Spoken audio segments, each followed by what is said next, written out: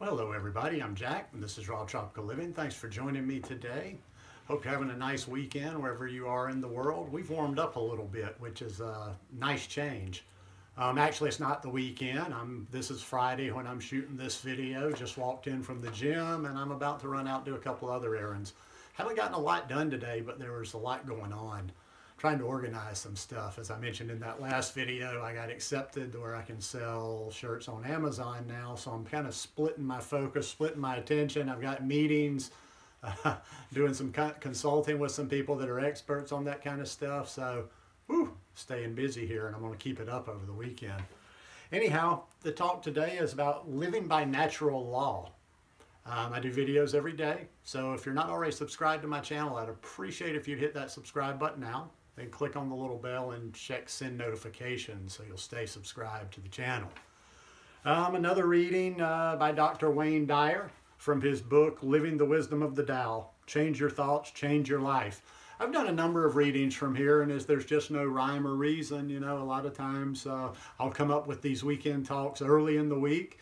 I don't ever really try to push them too much. I like something just to kind of come to me. So I was reading this today. I was like, I don't think I've read from here in the last couple of weeks, so I thought I would. Living by natural law is the talk today. And this comes from the 29th version of the Tao Te Ching. Do you think you can take over the universe and improve it? I do not believe it can be done. Everything under heaven is a sacred vessel and cannot be controlled. Trying to control leads to ruin. Trying to grasp, we lose. Allow your life to unfold naturally. Know that it too is a vessel of perfection. Just as you breathe in and breathe out, there's a time for being ahead and a time for being behind. A time for being in motion and a time for being at rest. A time for being vigorous and a time for being exhausted. A time for being safe and a time for being in danger. To the sage, all of life is a movement toward perfection. So what need has he for the excessive, the extravagant, or the extreme? Now, if you haven't seen one of these talks before, one of these readings that I do from this particular book, Dr. Wayne Dyer, he spent, I think it was a year, just going through, just kind of meditating, ruminating, thinking about these verses, and he wrote this book, and then after the verse, he goes in and has a little talk about it. This verse speaks of a natural law that's unaffected by ego. The message? You're not in charge. You never have been, and you never will be. So you're advised to let go of any ideas you have about controlling anything or anyone, including yourself. It's a difficult lesson for most of us to learn. As Lao Tzu puts it in the beginning of this verse, I do not believe it can be done. Nevertheless, there's one of the world's most famous scientific minds, Albert Einstein, commenting on this law. The scientist religious feeling takes the form of a rapturous amazement at the harmony of natural law, which reveals an intelligence of such superiority that, compared with it, all the systematic thinking and acting of human beings is an utterly insignificant reflection. This feeling is the guiding principle of his life and work. That's pretty deep there. It is to this feeling that I urge you to turn as you put into practice the wisdom of the 29th verse of the Tao Te Ching. Tuning into this rapturous feeling of amazement at the sacred perfection of the world helps you release your desire to control anything or anyone. Doing so will allow you to live in the harmony of natural law, as Einstein describes it. Lao Tzu reminds you that everything under heaven is a sacred vessel, needing no input from you. Since you're also a part of everything, you may need to change the way you look at your life and all that has transpired in it, as well as your vision of the future. Whether you agree or disagree, whether you like it or not, all of it is outside of your ego's domain. It's all unfolding according to some natural law, the same natural law that causes the seasons to follow one another, the moon to look as if it rises and falls, the whales to traverse oceans, and the birds to migrate and return without benefit of a map or human-made guidance system. When you look at your life in this way, you'll begin to see it unfolding organically. The Tao is a natural law, not some controlling force that's manipulating you. In the Tao of philosophy, Alan Watts reminds us that Lao Tzu once said, "The great Tao flows everywhere, both to the left and to the right. It loves and nourishes all things, but does not lord it over them. The Tao is the informing principle of God, not nature's Lord and Master. A power-hungry and ego-dominated control freak, it's not. Feeling superior is a human creation. The Tao doesn't act as a boss, forcing itself on you or anyone. It simply allows all of creation to reveal itself with perfect timing. And all that is revealed is sacred because it's a piece of the ego-free Tao. I suggest that you create some quiet time to reread this verse and reflect on the sacred nature of everything in your life. Include past experience that you've blamed for preventing you from having the abundance, health, or happiness that you've wanted and even expected. Ponder the advice that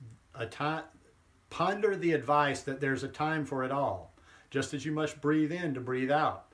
You may experience what is to be ahead by also having a being behind experience.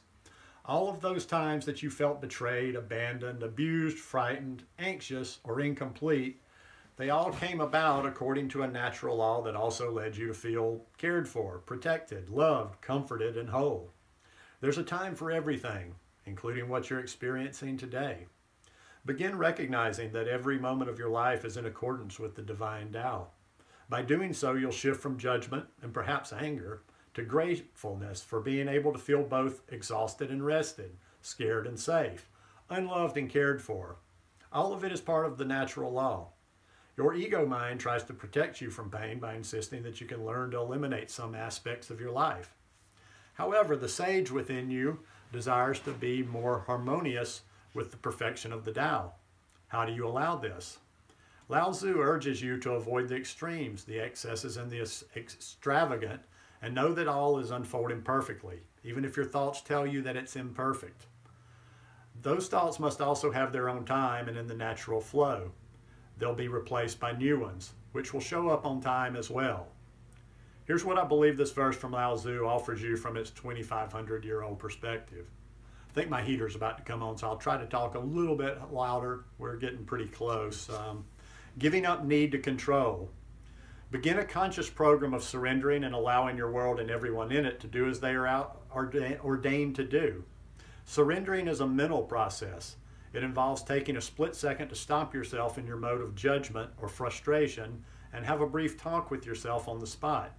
Just remind yourself to step back and be a witness rather than a protagonist, which you can do by providing a sanctuary for the feeling you're judging.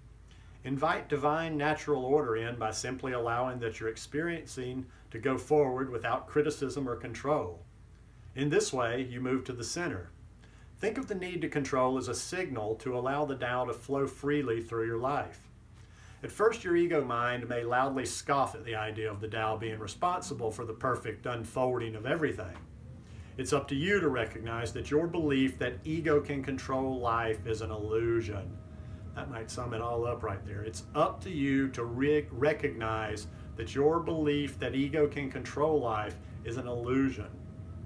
Practice recognizing that there's a time for everything. When you're in the middle of a tough moment, repeat the lines given to you by Lao Tzu. I do this in yoga practice when I feel exhausted because holding a position for what seems like a too lengthy period. I remind myself there's a time for being exhausted and there's a time for being vigorous. This frees me immediately from my demanding ego, which is saying, you shouldn't be feeling this tired. You can do the same in any moment of your life. Experience of pain, loss, anger, and even hatred seem to vanish when you remember that this is a part of the perfect blossoming of natural law. And there will soon be a time for comfort, peace, and love. Apply this verse of the Tao Te Ching by creating your personalized statement when you observe things such as crime, AIDS, hunger, war, famine. Try something like, yes, there seems to be a time for such things, and I choose not to remain in extremes of resentment and anger. But there is also my desire to do something about these circumstances. That feeling is also a part of the natural law unfolding. I choose to act on my inner desire to rectify these conditions. By remaining internally peaceful and avoiding the extremes, I will impact the world in the same loving way that the Tao externally manifests from love and kindness. It's not what you see around you that keeps you connected to the Tao. It's understanding how this eternal flow works. As Ralph Waldo Emerson put it, By atoms, by trifles, by sots, heaven operates. The needles are nothing, the magnetism is all. Do the Tao now. Find a place where control is all-consuming and relinquish it today. Stifle your inclination to interfere, reminding yourself as you do so that there's a time for everything, and you're becoming more adept at observing peacefully rather than taking over. Post this poem by Naomi Long Madgett, M-A-D-G-E-T-T, if anybody wants to look it up, where you can read it and be constantly reminded of your desire to live naturally. Woman with flower. I wouldn't coax the plant if I were you. Such watching, nurturing may do it harm. Let the soil rest from so much digging, and wait until it's dry before you water it. The leaf's inclined to find its own direction. Give it a chance to seek the sunlight for itself. Much growth is stunted by too careful prodding, too eager tenderness. The things we love, we have to learn to leave alone. That's a pretty good one today. I enjoyed reading that one myself. It just kind of hits to the truth of the matter. Now, some people will probably misinterpret that about us just being like feeling weakness, like we have no control over anything. So there is a balance there. I mean, we don't just like sit back and watch every little thing that we don't like in our life and do absolutely nothing, but there's a sort of a zen to getting in this natural flow. Anyhow, I hope you guys enjoyed this little talk today. If you like it, please give me a thumbs up, and I will see you again tomorrow. Peace.